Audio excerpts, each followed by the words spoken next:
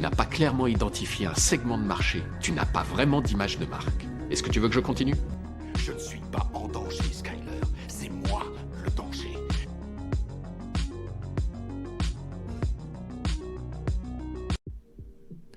Bonjour à vous les cinéphiles, j'espère que vous allez bien. Aujourd'hui nous allons parler de la série Tulsa King de la plateforme Paramount+, qui arrive en France au mois de décembre 2022. C'est une série créée par Taylor Sheridan qui a été scénariste sur la série Yellowstone avec Kevin Costner, qui est apparemment une très bonne série que je n'ai pas encore vue mais qui ne serait tardée. Alors je vais vous faire un petit résumé de cette série. Donc Tulsa King est une série américaine en 10 épisodes du genre drame thriller avec dans le rôle principal le grand Sylvester Stallone dont je suis très fan. Il joue le rôle de Dwight Manfredi, un ancien mafieux libéré de prison après 25 ans et se fait exiler de New York par son ancien mafieux de patron dont il était le bras droit pour la ville de Tulsa King.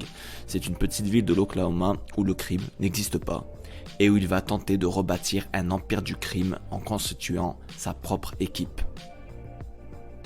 Alors mon avis concernant ce pilote, donc le premier épisode de la série, est plutôt positif. J'ai passé un bon moment durant ces 40-45 minutes. On retrouve un Sylvester Stallone avec un charisme et une classe incroyable. Très âgé maintenant avec ses 75 années au compteur, mais il a l'air d'être toujours en forme, il se tient droit et en impose beaucoup à l'écran.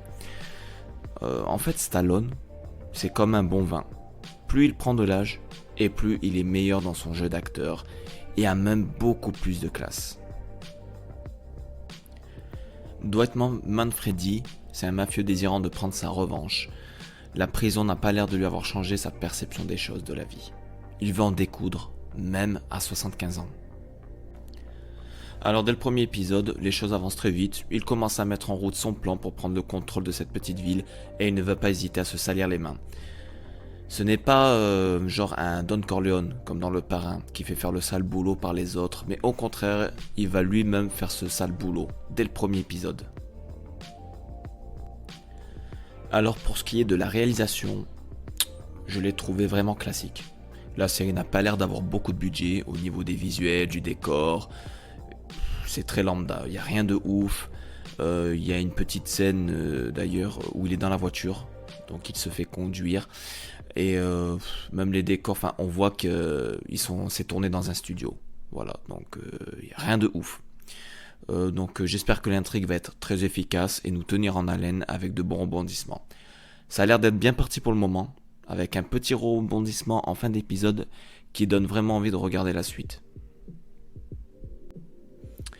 Alors mes espérances concernant la suite, donc pour les prochains épisodes, j'aimerais qu'il y ait un peu plus de violence. Vous savez, comme dans les films de gangsters, avec des balles dans la tête, etc.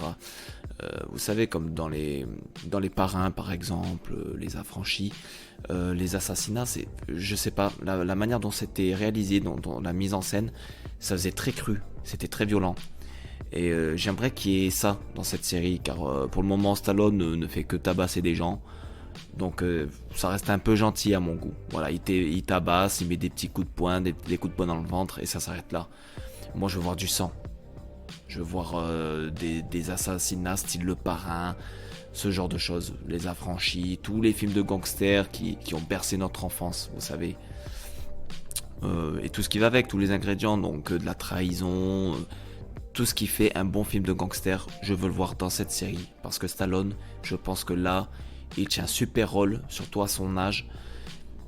Il est charismatique et je pense que c'est un très bon rôle pour lui. Mais je veux qu'il y ait plus de qualité, mais plus de violence. Ça a l'air très qualitatif déjà, mais il manque pour moi un peu plus de violence. Là, ça fait un peu trop gentillé, donc j'espère qu'on sera récompensé par la suite. Donc je le redis, pour le moment c'est un bon début de série. Stallone est taillé pour le rôle. Mais je veux qu'il soit un peu plus vénère. Mais ça, nous le verrons dans les prochains épisodes.